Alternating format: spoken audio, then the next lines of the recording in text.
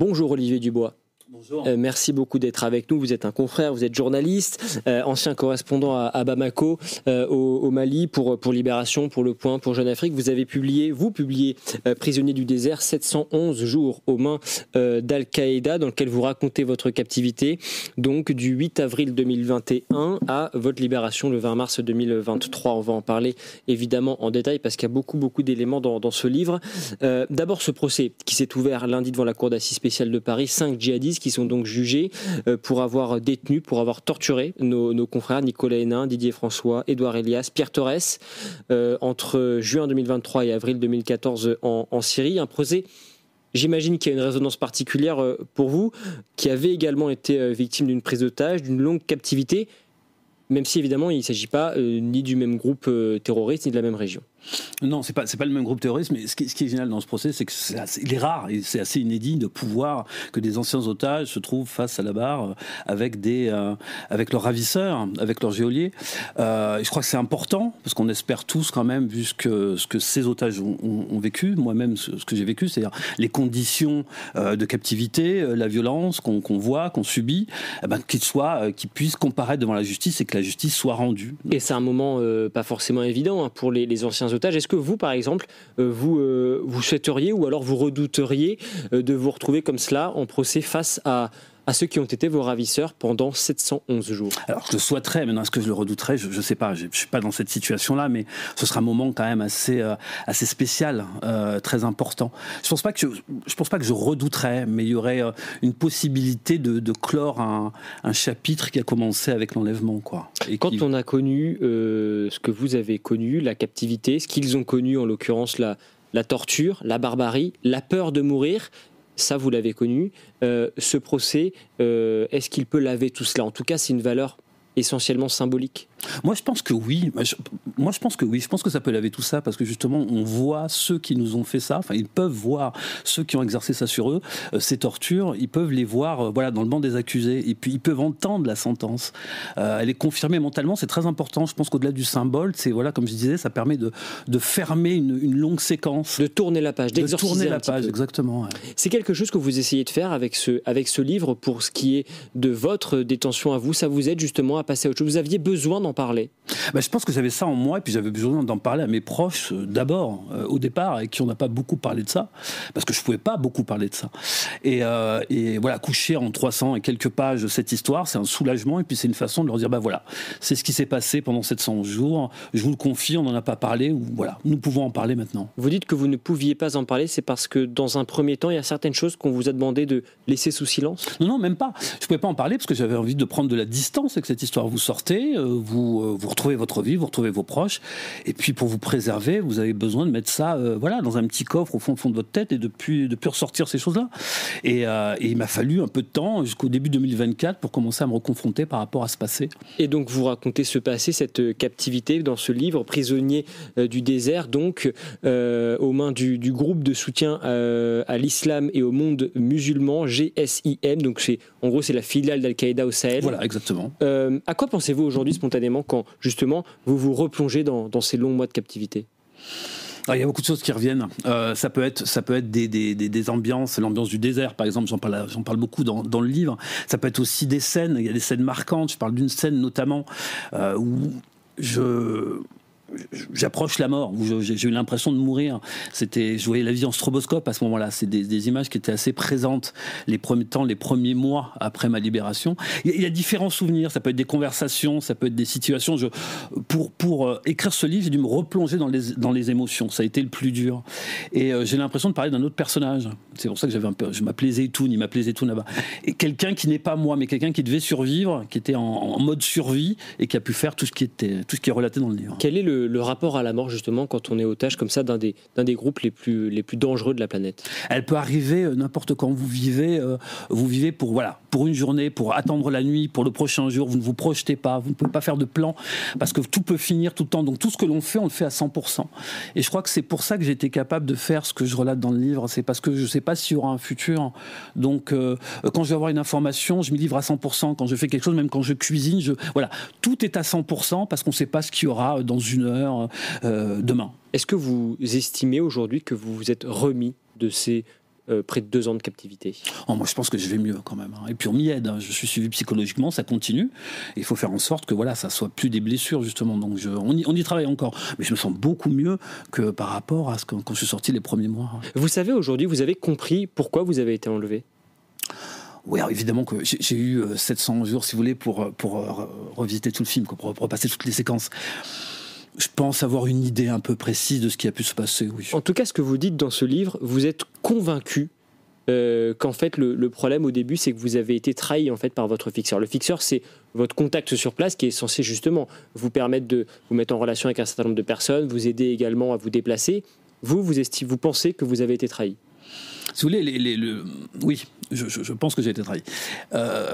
Cette constatation, cette réalisation, elle viendra durant ma captivité. C'est eux-mêmes, c'est les ravisseurs qui vont me dire, mais écoute, il y a un problème avec ton fixeur. Est-ce que tu es sûr de ton fixeur?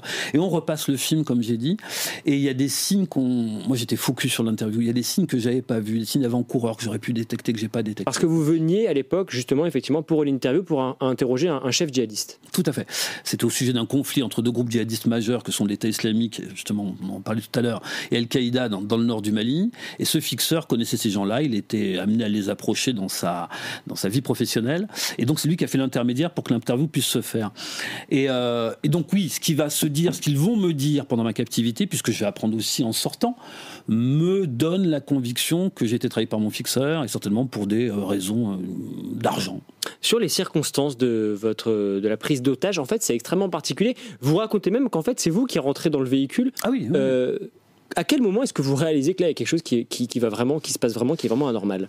Du moment où j'atterris à l'aéroport de Gao jusqu'au moment où je rentre dans ce véhicule, je vais faire une interview. J'ai 45 minutes, j'ai une courte fenêtre pour interviewer un chef djihadiste. Donc je suis tout à ce que je dois faire. Vous voyez, je suis sur mes questions, je suis prêt à trouver d'autres portes de sortie si jamais la personne ne veut pas répondre. Donc je suis totalement concentré. Et je vois pas ce qui se passe. Et on avait déterminé 45 minutes d'interview. Je devais revenir au bout de 2 heures, ou sinon il y avait un plan qui visait à alerter les forces internationales, alerter mes proches, l'ambassade.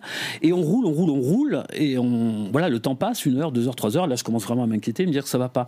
Mais en même temps, les djihadistes sont pas forcément là où on les attend. Vous pouvez être suivis, donc je me dis qu'ils vont certainement, je sais pas, faire l'interview le soir et me ramener en sécurité le lendemain matin. Ça ne se passera pas comme ça, je serai mis dans un nouveau véhicule, et puis là on m'annoncera que je suis kidnappé. Et ils sont sympathiques d'ailleurs avec vous au début. Vous racontez par exemple, c'est un peu trivial, mais enfin vous dites, il y en a un qui vous caresse les chevilles, peut-être pour vous Alors, j'ai rassurer. pas pris ça pour de la sympathie, moi j'ai pris ça, j'ai eu très peur à ce moment-là. Ça vous a fait peur? Bah oui, forcément.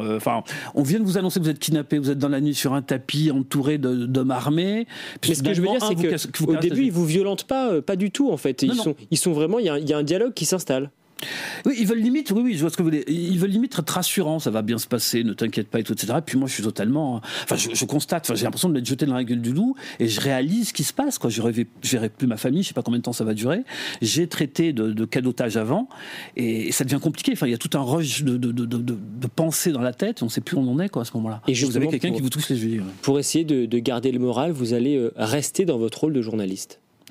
Pour essayer de rester debout, pour surtout m'occuper l'esprit et essayer de de créer une situation au-dessus de la situation de la captivité, quoi. Donc avoir l'impression qu'on va travailler. Vous allez notamment, vous allez chercher à avoir des renseignements, à interviewer des gens, et vous allez également prendre beaucoup de notes, comme vous le pouvez d'ailleurs, et c'est d'ailleurs le fruit de ce livre.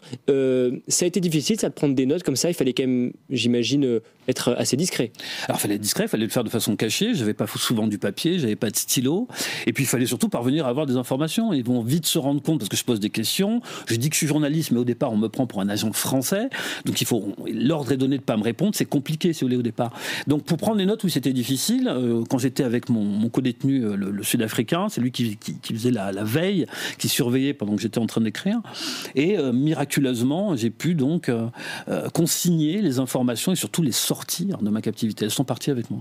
Et sans cesse, comme ça vous permet aussi de penser effectivement à l'avenir, à ce qui va se passer après. C'est ce qui aide à garder le moral, mais aussi à faire passer le temps, parce qu'en fait le temps est très long en captivité. Le temps est très très très long, il faut s'occuper de l'esprit, sinon vous broyez du noir, vous ressassez votre condition d'otage, vous êtes à la merci de vos ravisseurs, et c'est pas un état que je voulais, c'était pas possible. On me volait du temps, on m'avait arraché à ma vie, arraché à mes proches, je pouvais pas en plus sombrer dans la dépression, c'était pas imaginable pour moi. Et vous allez tenter de vous évader à plusieurs reprises, pourquoi ça n'a pas marché? Je pense que c'est à cause de moi. Je pense que c'est à cause de moi. Je tente de m'évader 4 fois et les 3 premières fois, soit je suis pas prêt, soit je suis désorienté, soit tout simplement j'ai peur de l'après. C'est-à-dire quand le soleil va se lever le lendemain matin, qu'ils vont se lever eux-mêmes et qu'ils vont se rendre compte que vous n'êtes pas là, que va-t-il se passer quand ils vont commencer à vous traquer? Et c'est ça que j'arrivais pas certainement à assumer. Voilà. Et la 4e fois, c'est une fois totale, mais je vais me faire rattraper et ce qui m'a hanté avant va arriver. Ce que vous racontez dans ce livre, c'est que en fait, il n'est pas si difficile que ça de sortir du camp. Ce qui est compliqué, c'est l'après. Voilà, exactement. Parce que je me rends compte qu'ils dorment. Au bout d'un moment, je me rends compte que je peux me libérer de ma chaîne. Donc, je peux sortir du camp. Mais après, qu'est-ce qui se passe? Vous êtes en plein désert. Voilà, vous êtes en plein désert. Vous avez des ressources. Vous avez quoi? Une gourde d'eau, une demi-bouteille d'eau, peut-être quelques biscuits. Et après, c'est marcher des kilomètres et des kilomètres dans le sable. Eux, le lendemain matin, quand ils vont se lever, un coup de moto, en 10-15 minutes, ils seront sur vous. Et que se passerait-il? C'est ça, en fait, qui vous retient. Et c'est ça qu'il faut dépasser pour essayer de s'évader. Un mot sur vos ravisseurs et sur ce qui les anime. Dans ce livre, vous dites que certains, en fait, ce sont, et je prends votre expression, de vrais gamins imprudents.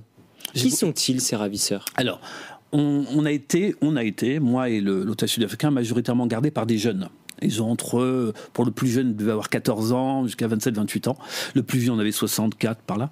Qu'est-ce qui les anime? Eux, c'est le projet.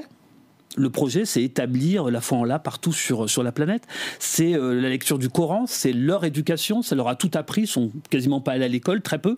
Donc ce qui a écrit est totalement la réalité pour eux. Nous sommes des infidèles, donc nous sommes des sortes d'ennemis. Donc il y avait des rapports qui étaient assez tendus avec eux. J'ai eu des rapports assez tendus avec eux, oui. Avec d'autres, ça s'est mieux passé, mais c'est vrai qu'il y a pu y avoir pas mal de tensions. Mais vous ne cessez jamais d'être en relation?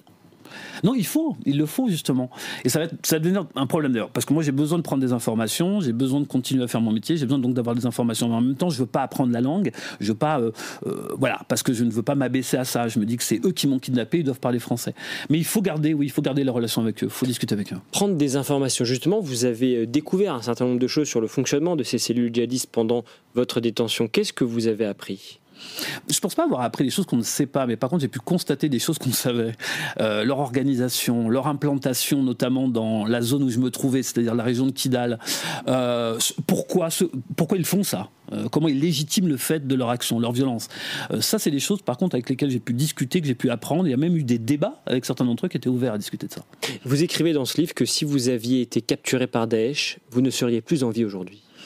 Oui, c'est l'idée que j'ai. Parce qu'à l'époque, on recevait énormément de vidéos d'exactions, de tortures, d'exécutions de Daesh. Et je me disais que si c'est eux qui m'avaient récupéré, je ne serais certainement pas en train de vous parler. Ouais. Vous n'aviez aucun lien avec le monde extérieur pendant la détention? Si, la radio. C'était le trait d'union avec le monde extérieur. Et puis, voilà, c'était les émissions que j'écoutais religieusement à partir de 4h30 du matin jusqu'à 22h le soir en ondes courtes dans le désert. Comment avez-vous appris, comment avez-vous pris conscience du moment de votre libération? Alors, c'est une séquence un peu spéciale, parce que justement, j'écoute la radio, on est le 5 au soir, le 5 mars 2023 au soir, j'écoute RFI, et j'apprends que le journaliste Wassim Nasr a fait une interview d'Al-Anabi, qui est le grand chef, l'émir d'Aqmi, et ce dernier... Enfin, Wassim lui pose une question me concernant, et ce dernier dit « la balle est dans le camp des Français ». Donc moi, quand j'entends ça, je me dis que je ne vais pas être libéré, que les choses commencent en fait, que c'est un appel des djihadistes au gouvernement français.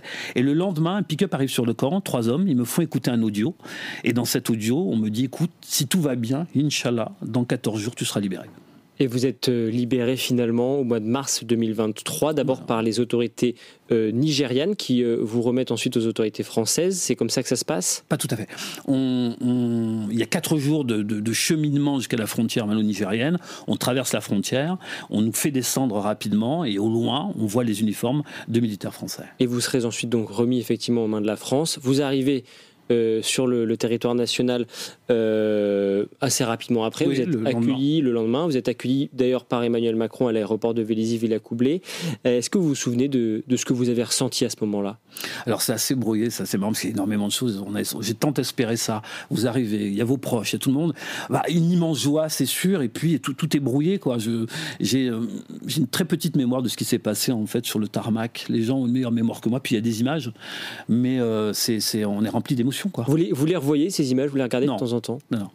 J'ai beaucoup de mal à revoir tout ce qui est, à écouter les audios, radio de ce que j'ai pu entendre, à regarder les images, j'ai beaucoup de mal. Ça me ramène à cette époque-là, et c'est une époque où j'étais captif, et surtout c'est une époque où je faisais peser ça, et sur ma famille et mes proches, et sur mon gouvernement, donc c'est très spécial, j'ai beaucoup de mal. Qu'est-ce qui a changé dans votre vie depuis cet épisode ? Je ne sais pas s'il y a des choses qui ont changé. En tout cas, moi, je me connais beaucoup mieux parce que j'ai été amené, évidemment, à piocher chez moi des ressources pour traverser tout ça. Donc, j'ai l'impression de me connaître beaucoup mieux, de savoir un peu plus ce que je vaux.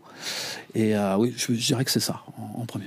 Prisonnier du désert, 711 jours aux mains d'Al-Qaïda. C'est un témoignage très très émouvant, issu donc de toutes les notes que vous avez pu écrire, que vous avez pu dissimuler également pendant ces longs mois de captivité. Vous racontez tout, vos tentatives d'évasion, vos occupations quotidiennes, votre libération également, et ça se lit vraiment d'une traite pour mieux comprendre aussi comment fonctionnent ces groupes djihadistes. Merci beaucoup. Merci à vous. Olivier Dubois, merci d'avoir été avec nous. Merci à vous de nous avoir suivis. C'est la fin de cette émission. Demain, vous retrouvez Vincent Roux à la présentation. Je vous souhaite une excellente après-midi. Merci.